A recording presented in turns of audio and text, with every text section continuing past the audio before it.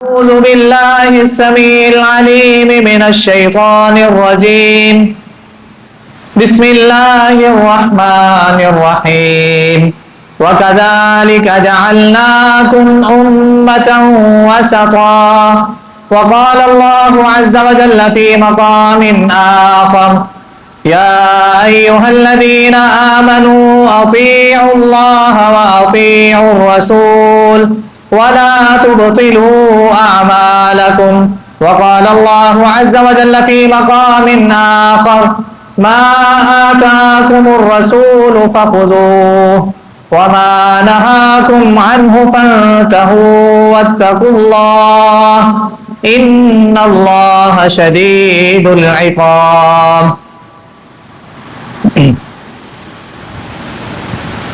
تمام قسم کی تعریفیں اس اللہ جل شانہ کی ذات کے لیے.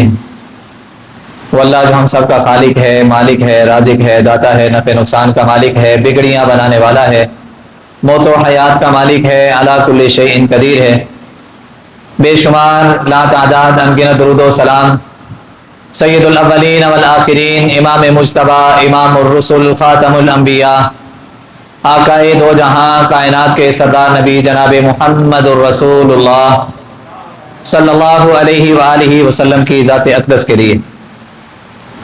صاحب اور ساتھیوں، قابل احترام تشریف فرما ماں اور بہنوں، اللہ مالک العلام کا بے حد احسان ہے کہ اس مالک کائنات نے ہمیں اپنے گھر آنے کی توفیق عطا فرمائی.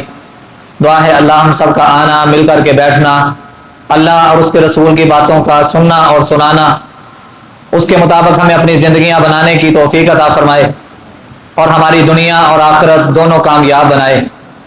حضرات سامعین، رب العالمین کے قرآن کا اعلان ہے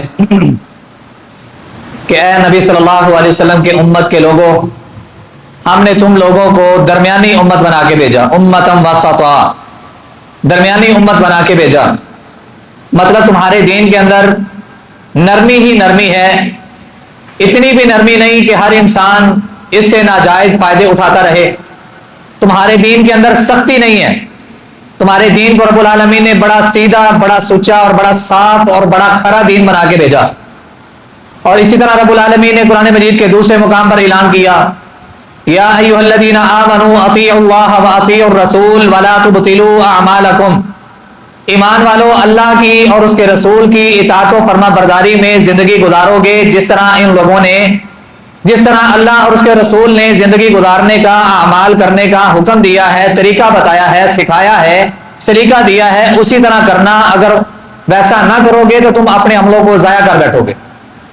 قرآن مجید کا تیسرا مقام: ما آتاکم الرسول فخذوہ وما نہاکم عنہ فانتہوا.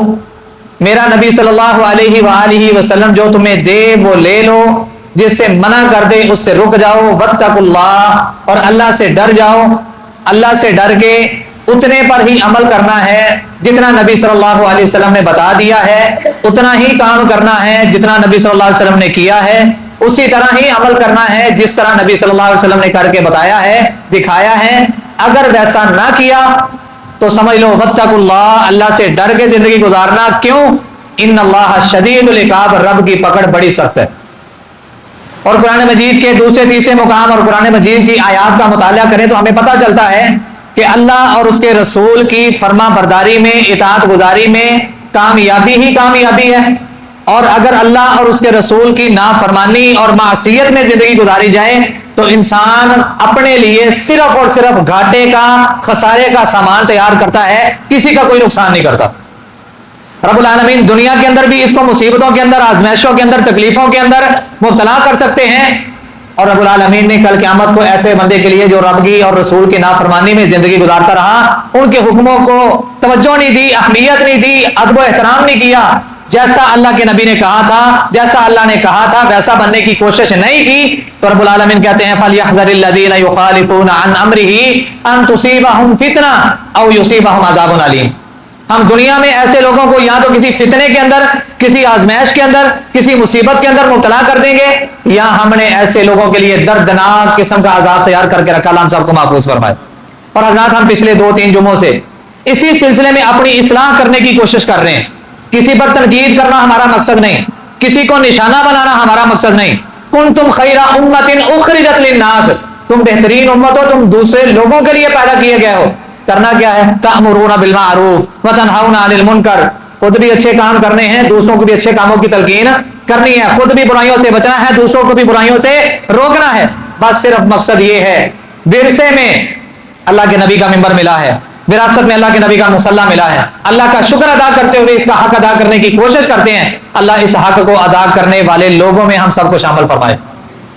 हज़रात सामीन, रब्बुल आलमीन कहते हैं कुल तुम खैरा उम्मतिन, तुम बेहतरीन उम्मत हो। इसी बात को अगर मैं और आप मद्देनजर रख लें, और दूसरा पहलू रब्बुल आलमीन कहते हैं उम्मतम वसता, हमने तुम लोगों को दरमियानी उम्मत बना के भेजा। और दरमियानी उम्मत कैसे बनेगी? इंसान कमी करने से भी बच जाए, इंसान ज्यादती करने से भी बच जाए। मतलब क्या है? कुरान की वही है जो नबी सल्लल्लाहु अलैहि वसल्लम तुम्हें दे दें वो ले लो, जिससे मना कर दे उससे रुक जाओ। यही दरमियाना दीन है, यही मतलब है उम्मतम वसता का। अल्लाह में समझने की तौफीक अता फरमाए।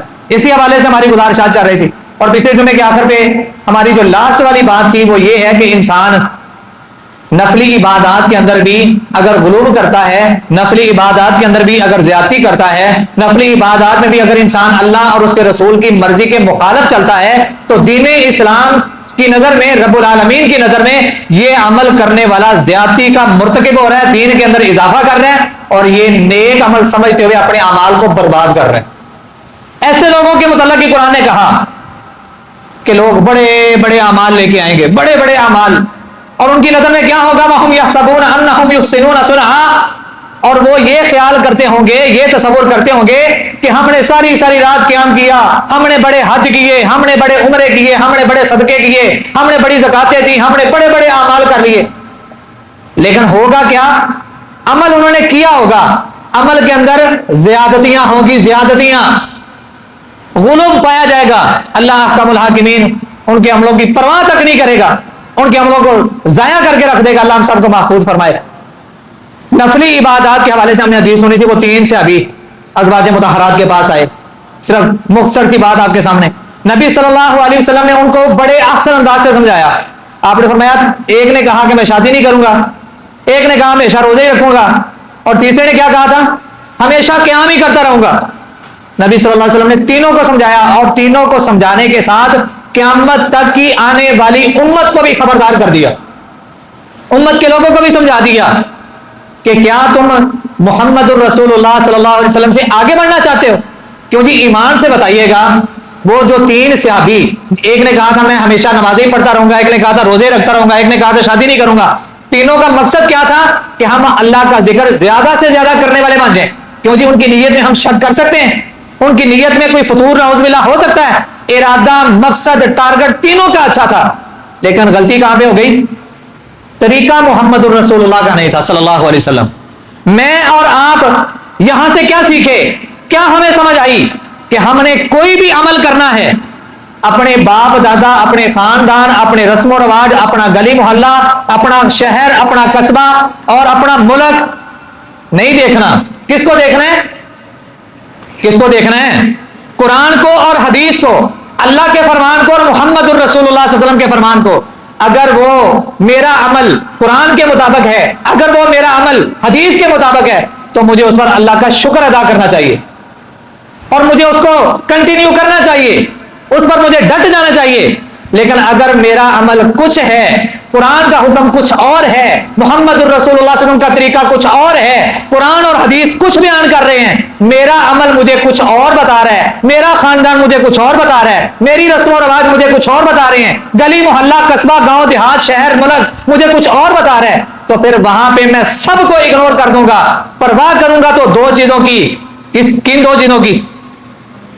तरक्तु फीकुम अमरैन लन तज़िल्लू मा तमस्सकतुम बिहिमा किताबुल्लाहि व सुन्नतु रसूली, जिसके मुतल्लक ताजदार नबूवत मुहम्मदुर रसूलुल्लाह सल्लल्लाहु अलैहि वसल्लम ने अपनी नबूवत वाली जुबान से कहा था, ऐ लोगों, तुम्हारे अंदर 2 चीजें छोड़ के जा रहा हूं, जब तक इन दोनों चीजों को मजबूती से थाम के रखोगे, मतलब अमल करते रहोगे, लन तज़िल्लू, कभी गुमराह नहीं हो सकते। किताबुल्लाहि व सुन्नतु रसूली, वो एक अल्लाह की किताब है और दूसरा नबी सल्लल्लाहु अलैहि वसल्लम की सुन्नत है, आका इस्लाम की पूरी जिंदगी।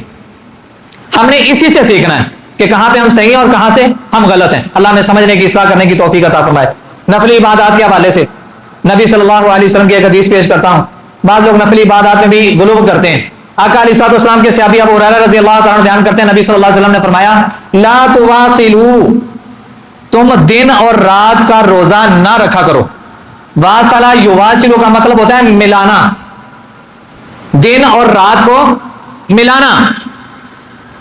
نبی صلی اللہ علیہ وسلم نے فرمایا کہ لوگوں تم دن اور رات کو ملا کے روزہ نہ رکھا کرو. تو صحابہ کرام نبی صلی اللہ علیہ وسلم کو کہتے ہیں اے اللہ کے نبی صلی اللہ علیہ وسلم آپ تو رکھتے ہیں، آپ رکھتے ہیں، آپ ہمیں منع کر رہے ہیں. نبی صلی اللہ علیہ وآلہ وسلم نے فرمایا انی لست مثلکم، میں تم لوگوں جیسا نہیں ہوں، میں تم لوگوں جیسا نہیں. پھر میں کیا ہوں؟ انی ابیت، جب میں رات گزارتا ہوں نا، یطعمنی ربی ویسقینی، میرا رب مجھے کھلا بھی دیتا ہے، میرا رب مجھے پلا بھی دیتا ہے. عیسائی لوگ آج کیا کرتے ہیں؟ 24 گھنٹے کا تقریباً روزہ رکھتے ہیں. کیا 18 گھنٹے جیسے رکھنے ہیں، وہ تقریباً 24 گھنٹے کا روزہ رکھتے ہیں. اس دور میں جب نبی صلی اللہ علیہ وسلم نے اپنے اصحاب کو سمجھایا کہ دن اور رات کا روزہ ملا کے نہ رکھو، صحابہ نے کہا اللہ کے نبی آپ بھی رکھتے ہیں. آپ نے فرمایا میں تم جیسا نہیں، رب مجھے رات کو کھلاتا بھی ہے، رب مجھے رات کو پلاتا بھی ہے. میری مثال دے کے اس عمل کو جاری نہ رکھو، مشقت ہو جائے گی تم لوگوں پر، نقصان اٹھاؤ گے. لیکن کچھ لوگ بعض پھر بھی نہ آئے. اب نبی صلی اللہ علیہ وآلہ وسلم نے بھی اسی طرح کرنا شروع کر دیا. بطور سزا آقا علیہ الصلوۃ والسلام 2 دن مسلسل دن اور رات کا روزہ رکھتے رہے. اور نبی صلی اللہ علیہ وسلم کو تو رات کو رب کھلا بھی دیتا تھا، پلا بھی دیتا تھا. پریشانی کن لوگوں کے لیے ہوئی؟ جو اردا گرد کے دوسرے لوگ تھے. اچانک سے چاند نظر آ گیا تو نبی صلی اللہ علیہ وسلم نے فرمایا اللہ کی قسم اگر مجھے آج رات چاند نظر نہ آتا تو میں کئی دن تک رات اور دن کا روزہ رکھتا تاکہ تمہیں پتہ لگ جاتا بطور سزا. اسی طرح ابو جحیفہ رضی اللہ تعالیٰ عنہ بیان کرتے ہیں نبی صلی اللہ علیہ وآلہ وسلم نے 2 صحابہ کو آپس میں بھائی بھائی بنایا. 2 صحابی ہیں، ایک کا نام ہے سلمان رضی اللہ تعالیٰ عنہ اور دوسرے صحابی کا نام ہے ابو الدرداء کہتے ہیں رضی اللہ تعالیٰ عنہ. صحابی کا نام ہے تو پیار سے کیا کہتے ہیں؟ رضی اللہ تعالیٰ عنہ. اور اگر 2 صحابہ کا نام ہے، 3 کا 4 کا تو رضی اللہ عنہم، اور صحابیہ کا نام ہے تو رضی اللہ تعالیٰ عنہا، اور اگر زیادہ صحابیہ کا نام ہے تو رضی اللہ تعالیٰ عنہما. ٹھیک ہے. اور پیارے پیغمبر صلی اللہ علیہ وسلم کا نام ہے تو ہم نے کیا کہنا ہے؟ محمد. ان ساری چیزوں میں بھی اللہ نے بڑا بڑا اجر رکھا ہے. اللہ ہمیں ان چیزوں کو اپنی زندگیوں میں شامل کرنے کی توفیق عطا فرمائے. یہ 2 صحابی سیدنا سلمان رضی اللہ تعالیٰ عنہ اور حضرت ابو درداء رضی اللہ تعالیٰ عنہ، دونوں میں نبی صلی اللہ علیہ وسلم نے بھائی چارہ کرا دیا. اب یہ دونوں آپس میں کیا ہیں؟ بھائی بھائی ہیں. حضرت سلمان رضی اللہ تعالیٰ عنہ کسی دوسرے علاقے میں چلے گئے. ایک وقت آیا یہ ابو درداء رضی اللہ تعالیٰ عنہ سے ملاقات کرنے کے لیے آئے.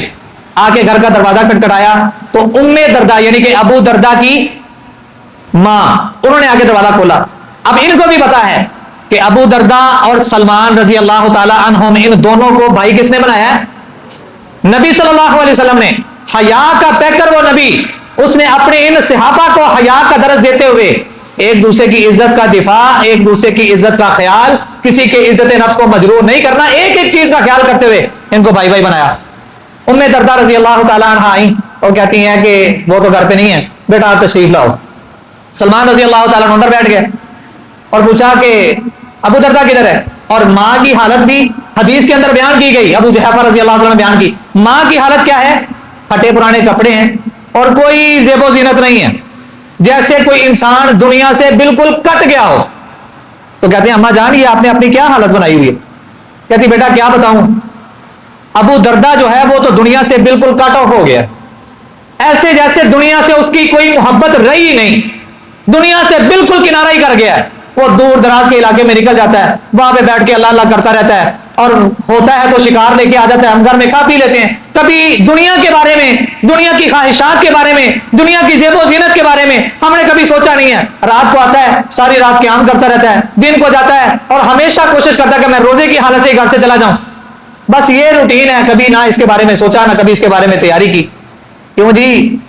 ہماری راتیں بھی قیام کرتے ہوئے گزرتی ہیں، ہمارے دن بھی روزوں سے گزرتے ہیں، ہماری حالت تو یہ ہے، رب نے رمضان کا ایک مہینہ ہمارے اوپر روزوں کا جو فرض کیا ہوتا ہے، ہم وہ بھی اپنی انگلیوں کے پوروں کے اوپر گن گن کے گزارتے ہیں. آج اتنے ہو گئے نے، اتنے رہ گئے نے، فلانے دن میں عید آئے گی، فلانے دن میں عید آئے گی. ایک ایک دن ہم اپنی انگلیوں کے پوروں پر گن کے گزارتے ہیں.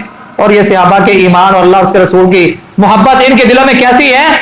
نفلی روزوں کی بات کر رہا ہوں، نفلی روزوں کی. دن روزے سے گزارتے ہیں اور رات قیام کرتے ہوئے. سلمان رضی اللہ تعالیٰ عنہ ٹھہرے ہوئے، اتنی دیر میں ابو دردہ بھی آ گئے. کہا میرے بھائی آؤ میرے ساتھ بیٹھ کے کھانا کھاؤ. ابو دردہ رضی اللہ عنہ کہتے ہیں نہیں انا صائم، میں روزے سے ہوں. سلمان رضی اللہ عنہ نے کھانے کو پیچھے کر دیا. جب تک تم میرے ساتھ کھانا نہیں کھاؤ گے میں بھی نہیں کھاؤں گا. ہاں جی، نفلی روزہ توڑنے کی اجازت ہوتی ہے کہ نہیں؟ بلکہ عورت کو یعنی کہ بیوی کو نبی صلی اللہ علیہ وسلم نے پابند کیا اس بات پر کہ تم اپنے خامد کی اجازت کے بغیر روزہ نہیں رکھے گی. تیرا خامد اگر تجھے منع کرتا ہے، نفلی روزے کی بات ہو رہی ہے، فرضی کی نہیں. نفلی روزہ تو خامد کی اجازت کے بغیر نہیں رکھے گی. ہاں اگر تو نے رکھ بھی لیا ہے، تیرا خامد کہے نا اس کو توڑ دے، تو تیرے اوپر فرض ہے کہ اس کو روزے کو تو توڑ دے. صحابی نے اپنے بھائی کی دعوت کو قبول کیا. سلمان رضی اللہ تعالیٰ عنہ نے روزہ توڑ دیا، کھانا کھایا. اب ابو دردہ رضی اللہ تعالیٰ عنہ اپنے بھائی کو کہتے ہیں سلمان کو کہ تم ایسا کرو، تم جا کے سو جاؤ. انہوں نے کہا آپ کیا کرنے لگے؟ میں نماز پڑھنے لگا ہوں. ماں نے شکایت کیا لگائی تھی؟ دن روزے سے، رات گھر کی کوئی فکر نہیں، دنیا کی کوئی فکر نہیں. دن روزے سے، رات قیام میں. ماں کی حالت پھٹے پرانے کپڑے، نہ کوئی زیب و زینت، نہ کوئی بناؤ سنگار، کچھ نہیں ہے. کہا میرے بھائی ابو دردہ ایسا کرو تم بھی سو جاؤ. بھائی کی بات مانی، سو گئے. آدھی رات کا وقت ہوا.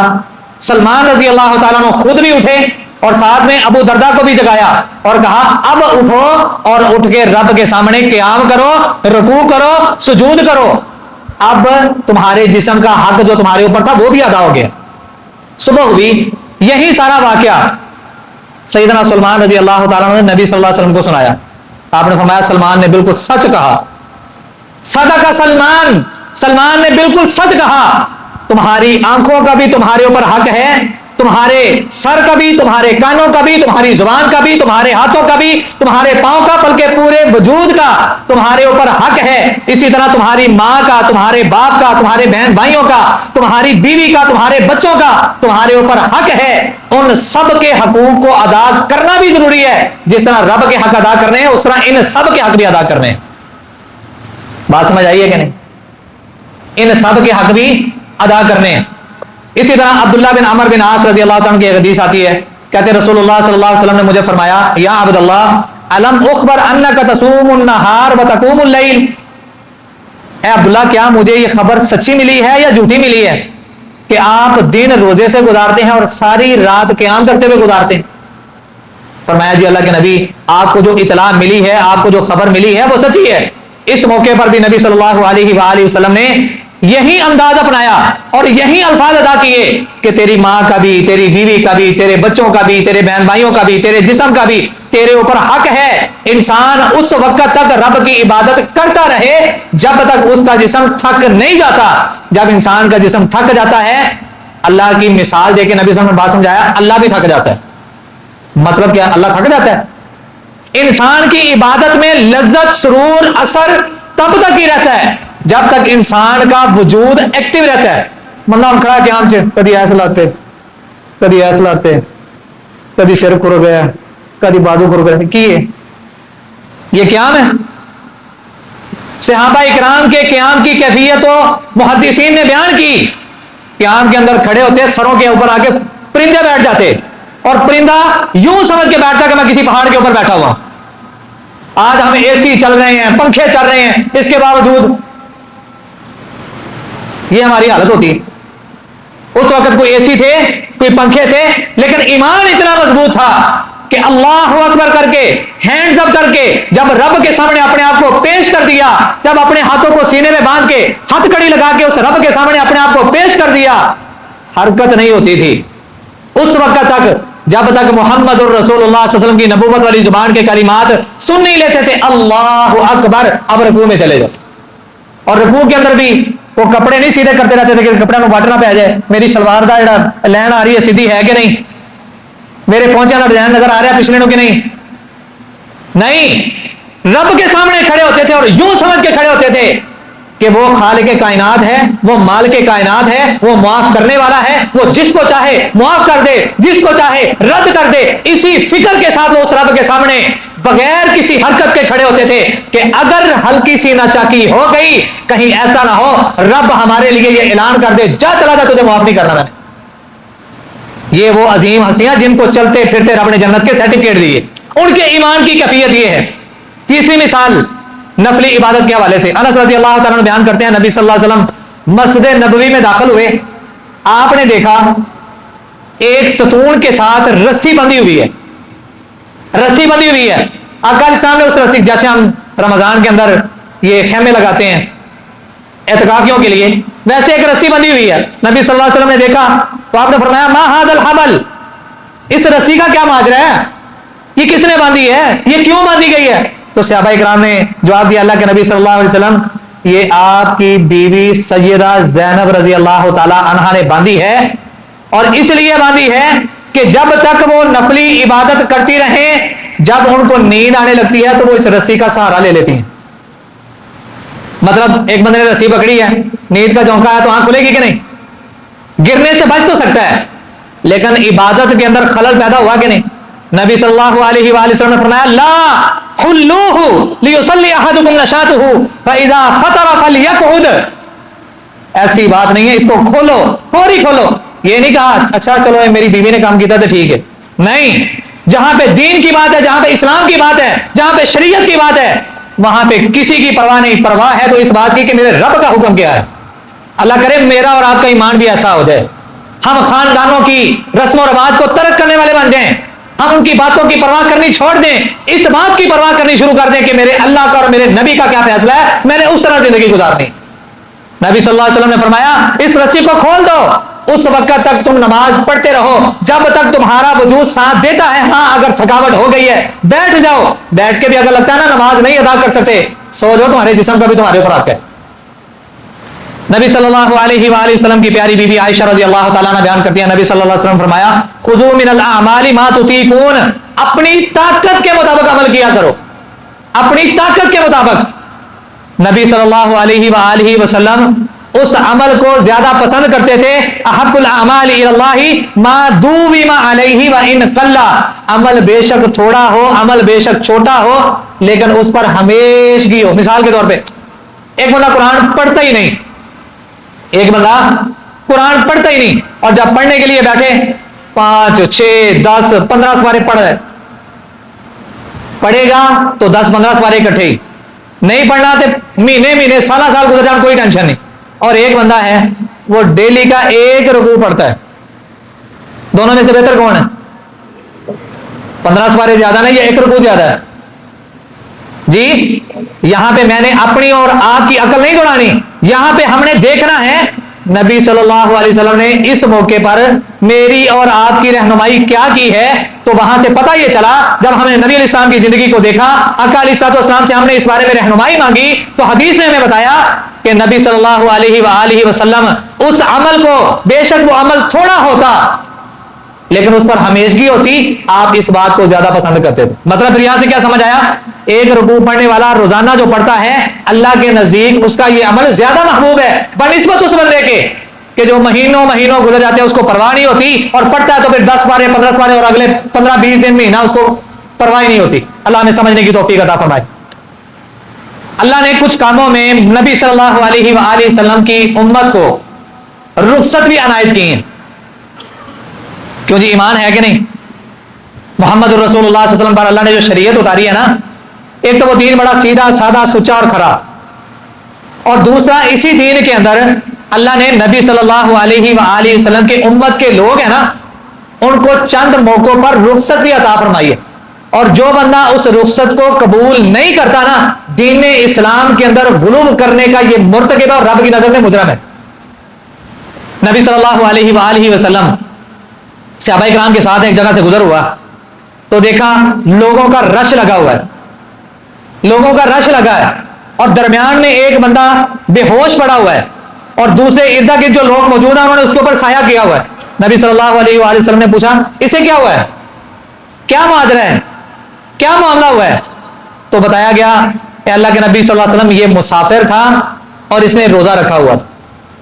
نبی صلی اللہ علیہ وسلم نے فرمایا لیس من البر الصوم فی السفر. اس بندے نے یہ سوچا کہ میں سفر کی حالت میں روزہ رکھ کے نیکی کما لوں گا.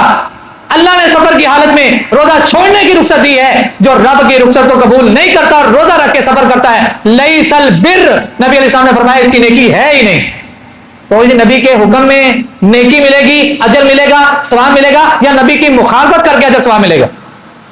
ہاں, سفر کی نوعیت ہم سب کو پتا ہو. سفر ہو کہ واقعہ نہیں لمبا سفر ہو, یہ نہیں یہاں سے اٹھ کے میں نے باہر مین پہ جانا ہے, فتح گڑھ جانا ہے, مغل پورے جانا ہے, یا جلو جانا ہے, یا ٹھوکر تک جانا ہے. وہ سفر بہت لمبا ہے, گرمی بہت ہے. ایسا سفر نہیں, یہ آپ کا ڈرامہ ہے, یہ آپ کا ہیلا ہے, یہ آپ کا بہتان ہے, یہ عذر نہیں ہے جس کو شریعت نے عذر کہا.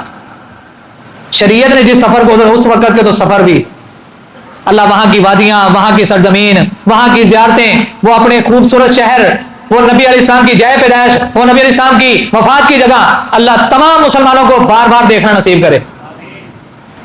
اللہ نے جو نبی صلی اللہ علیہ وآلہ وسلم کے ذریعے ہمیں رخصت عطا کی ہے نا, اس رخصت کو نہ اپنانا یہ بھی دین اسلام کے اندر غلوب ہے, زیادتی ہے.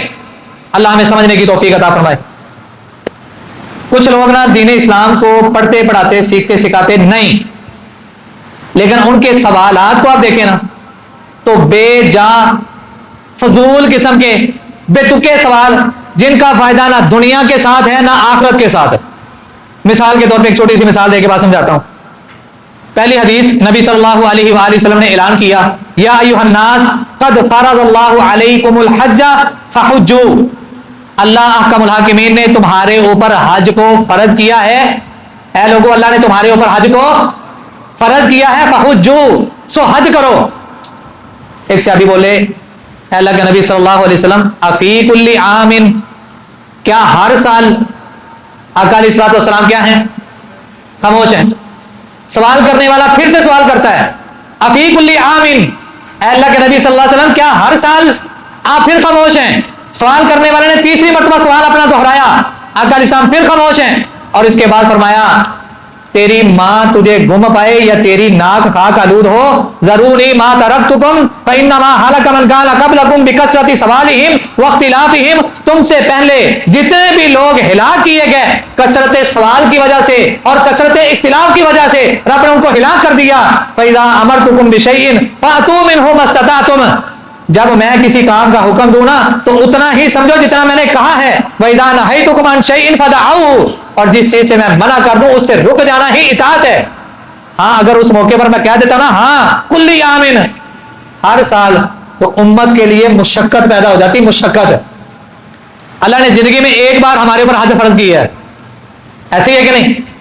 اس مجلس کے اندر کتنے ہی ایسے لوگ ہیں کہ جو اس فریضے کو ادا کر چکے ہیں, اور کتنے ہی ایسے لوگ ہیں جو بیچارے ہر سال کوشش کرتے ہیں, دعائیں کرتے ہیں, لیکن سارا کچھ کرنے کے باوجود نہیں کر پاتے. اور اگر ہر سال فرض ہو جاتا تو پھر یہ سختی والا معاملہ ہونا تھا کہ نہیں؟ اسی طرح غلوب کے حوالے سے بعض لوگ دعا کرتے ہیں نا, دعا, تو دعا کے اندر بھی غلوب کر جاتے ہیں, دعا کے اندر بھی زیادتی کر جاتے ہیں. دعا کرنے کا طریقہ محمد الرسول اللہ صلی اللہ علیہ وسلم نے ہمیں بتایا ہے, سکھایا ہے. نبی صلی اللہ علیہ وسلم مسجد نبوی میں تشریف فرما ہے, ایک آنے والا آیا, اس نے آ کے جلدی جلدی 2 رکعتیں پڑھی, اور 2 رکعتیں پڑھنے کے بعد ہاتھ اٹھائے, دعا کی اور چل دیا. آقا علیہ الصلوۃ والسلام نے فرمایا اس نے رب سے مانگنے میں جلدی کی ہے. اس نے کیا کیا؟ توجہ ہے کہ نہیں؟ میری باتیں سمجھ آ رہی ہیں کہ نہیں؟ دعا کا طریقہ بھی سیکھ لیں. آج ہم دعائیں بھی کرتے ہیں, پریشان پھر رہتے ہیں, اور ساتھ میں ہمارے گلے شکوے ہوتے ہیں, یار ساڑی تو سنتا ہی نہیں. وہ سب کی سنتا ہے, بس ہمیں سنانے کا طریقہ نہیں آتا, ہمیں سنانے کا انداز ہی نہیں آتا.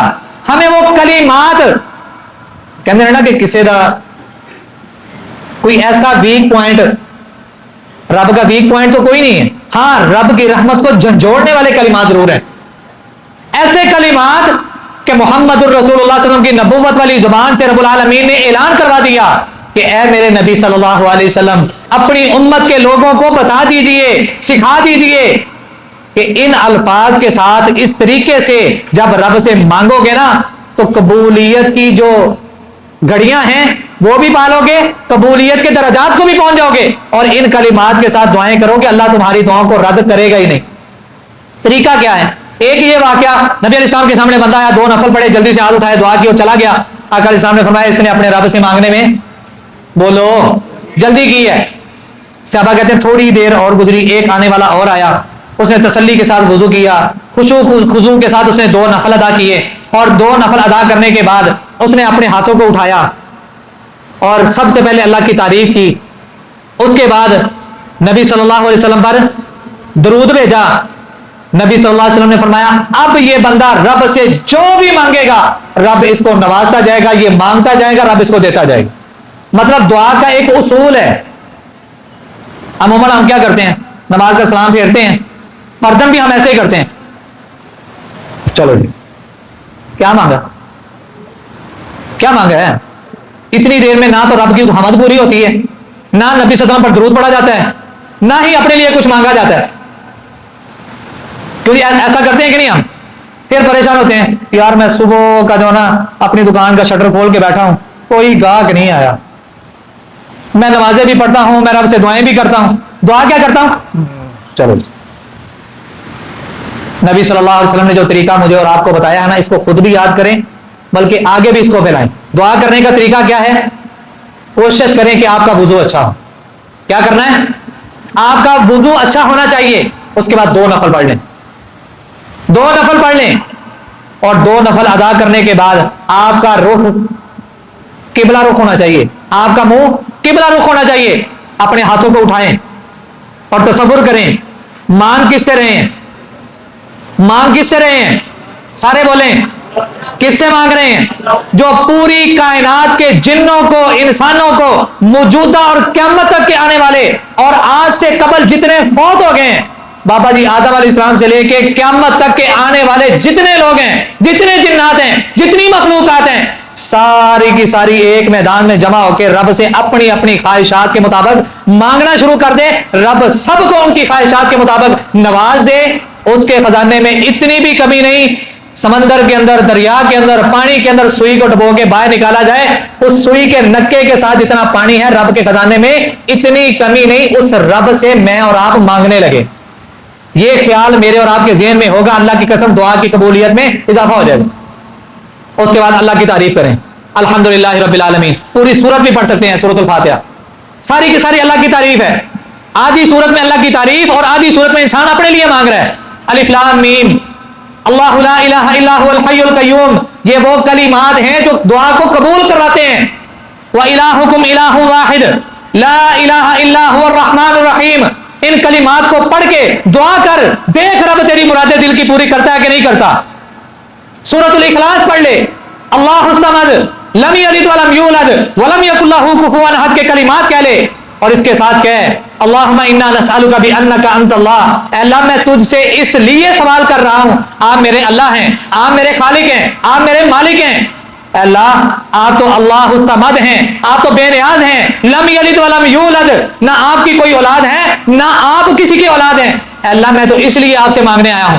یہ تعریفی کلمات رب کے کہیں، رب کی رحمت جوش میں آ جائے گی، رب پوری توجہ کریں گے آپ کے جملوں کی طرف. اس کے بعد درود ابراہیمی پڑھیں. کیا پڑھنا ہے؟ سب سے افضل ترین درود کون سا ہے؟ سارے بولے، جنہ جنہ دا ایمان ہے بولو. سب سے بہترین درود کون سا ہے؟ اگر یہ سب سے بہترین نہ ہوتا تو اللہ کی قسم اللہ اس کو نماز کا حصہ ہی نہ بناتے. یہ سب سے بہترین، سب سے افضل، سب سے اعلیٰ تھا تو رب نے جہاں پہ اپنا ذکر کیا ساتھ میں اپنے نبی کا بھی ذکر کر دیا. اللہ نے اس درود کو نماز کا حصہ بنا دیا. اور یاد رکھیں درود ابراہیمی کے بغیر نہ تو آپ کی نماز مکمل ہے، درود ابراہیمی کے بغیر نہ آپ کی دعا مکمل ہے. آپ کسی بچے کو دم کرتے ہیں، آپ کسی کے لیے دعا کرتے ہیں، آپ نماز ادا کر رہے ہیں، اگر آپ نے درود ابراہیمی نہیں پڑھا نہ آپ کی نماز قبول، نہ آپ کی دعا قبول، نہ دم کے اندر وہ اثر رہے گا. دم پڑھا آپ نے قرآن کی آیات پڑھ کے، لیکن جو قبول کروانے والا سٹیپ تھا، جو آپشن تھی، اس کو تو آپ نے اسکپ کر دیا، اس کو آپ نے یوز ہی نہیں کیا. نبی صلی اللہ علیہ وسلم نے فرمایا اللہ کی تعریفات اور اس کے بعد نبی صلی اللہ علیہ وسلم پر درود. درود ابراہیمی افضل ہے، اعلیٰ ہے، اس کو پڑھنا. ہم نے درود پڑھ لیا، اس کے بعد دعا مانگے. اے اللہ میری فلاں پریشانی ہے، اللہ تو میرے دل کی مرادوں کو بھی جانتا ہے، میں اگر اپنی زبان سے کچھ نہ بھی کہوں تجھے پتا ہے، اللہ میری حالت پہ رحم کر دے، اللہ میرے صبر کا جو پیمانہ تھا وہ اب ٹوٹ چکا ہے، مزید صبر میں نہیں کر سکتا، اللہ میں آزمائشوں کے قابل نہیں، بے شک تیرا فیصلہ ہے کہ تو آزمائے گا، اللہ میں تیرا بندہ، تیرے نبی کی امت کا فرد یا تیرے نبی کی امت کی میں عورت، اللہ تیری بندی، اللہ تجھ سے سوال کرتی ہوں یا سوال کرتا ہوں، اللہ میری یہ دل کی مراد پوری کر دے، میری یہ خواہش پوری کر دے، میری یہ پریشانی دور کر دے، جو مراد ہے رب سے مانگیں۔ اللہ کی قسم گارنٹی ہے محمد الرسول اللہ صلی اللہ علیہ وسلم کی، اس طریقے کے ساتھ اللہ سے کی جانے والی دعائیں اللہ ان کو رد کرتا ہی نہیں۔ اور دعا کی قبولیت کی 3 قسمیں ہیں، وقت ہونے والا ہے، آخری بات کر کے اپنی بات کو ختم کرتا ہوں۔ دعا کے اندر غلو کرنا کیا ہے؟ اللہ تینوں غوث پاک دا واسطہ ہی، اللہ تینوں نبی دا واسطہ ہی، نبی دی محبت دا واسطہ ہی، تینوں نبی دی رسالت دا واسطہ ہی، جن دے واسطے دنیا بنائی، تینوں اس نبی دا واسطہ ہی۔ کتنے پیارے کلمات ہیں، کلمات پیارے ہیں نا؟ بولو تو صحیح، کلمات پیارے ہیں نا؟ اب ہم آتے ہیں قرآن کی طرف، اب ہم آتے ہیں حدیث کی طرف۔ کیا یار قرآن نے اور حدیث نے جہاں پہ ہمیں دعا کرنے کا یہ سارا طریقہ بتایا، وہاں پہ یہ ہمیں نبی کی ذات اللہ کے بعد سب سے اعلیٰ عرفہ ہے کہ نہیں؟ اس کائنات میں اللہ کے بعد سب سے عظیم ترین اعلیٰ عرفہ ہستی کون سی ہے؟ سب کا ایمان ہے نا اس بات پر؟ تو کیا ہم نے تو احادیث میں پڑھا کہ نبی صلی اللہ علیہ وسلم کا حلیہ ایسا تھا، آپ کی داڑھی مبارک ایسی تھی، آپ کی زلفیں ایسی تھی، آپ کی رنگت ایسی تھی، آپ کا قد کتنا تھا، ہم نے تو یہ احادیث میں پڑھا۔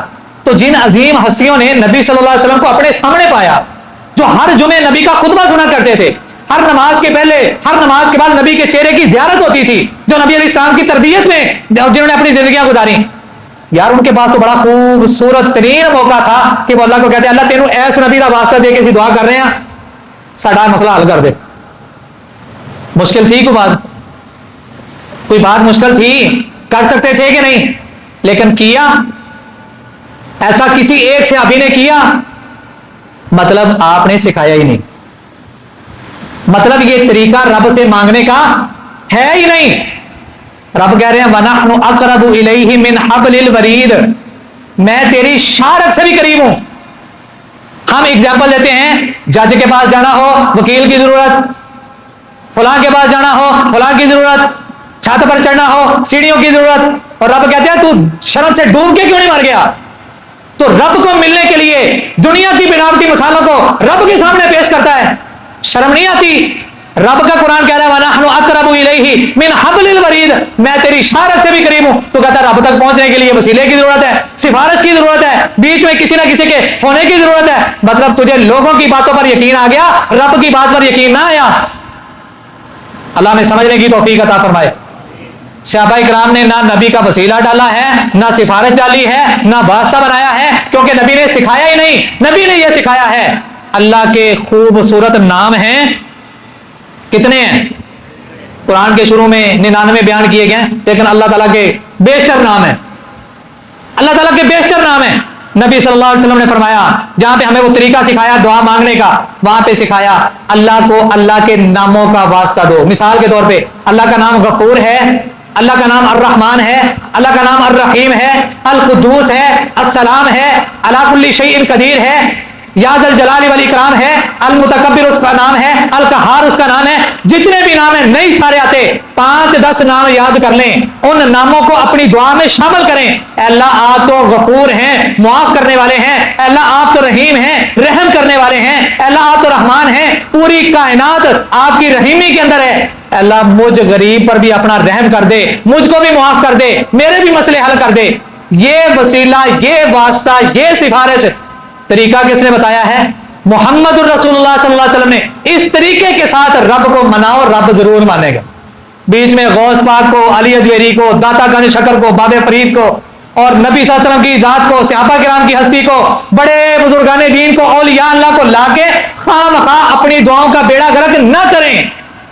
طریقہ اللہ کی قسم وہی ہے جو اللہ کے نبی نے بتا دیا، اس سے اگر میں اور آپ تجاوز کریں گے تو دین اسلام کی نظر میں وہ عمل ضائع ہے، رب کے نزدیک اس کی کوئی اہمیت نہیں، وہ ردی کی ٹوکری ہے۔ اور یاد رکھیں، ہم اپنے ٹیبل پر بیٹھے ہوتے ہیں، اپنے ٹیبل کے سامنے کرسی لگا کے بیٹھے ہوتے ہیں اور آفس میں بیٹھے ہوتے ہیں، ہم کوئی چیز لکھ رہے ہوں، پسند نہ آئے، پیج پھاڑ کے گچھو مچھو کر کے جب ہم اس کو ردی کی ٹوکری میں پھینک دیتے ہیں نا، یاد رکھیں رب کی بھی ایک ردی کی ٹوکری ہے۔ اگر میرا اور آپ کا عمل رب کو پسند نہ آیا، رب کہیں ایسا نہ کر دے کہ کل قیامت کو کہے کیوں جی تیرے پاس قرآن نہیں آیا تھا، میرے نبی کے فرمان نہیں آئے تھے، کہیں ایسا نہ ہو رب ہمارے ان عملوں سمیت ہی ہمیں پکڑ کے گچھو مچھو کر کے ردی کی ٹوکری میں نہ پھینک دے۔ اور رب کی ردی کی ٹوکری کیا ہے؟ جہنم۔ اللہ ہم سب کو بچنے کی توفیق عطا فرمائے۔ آخر دعوانا ان الحمدللہ رب العالمین۔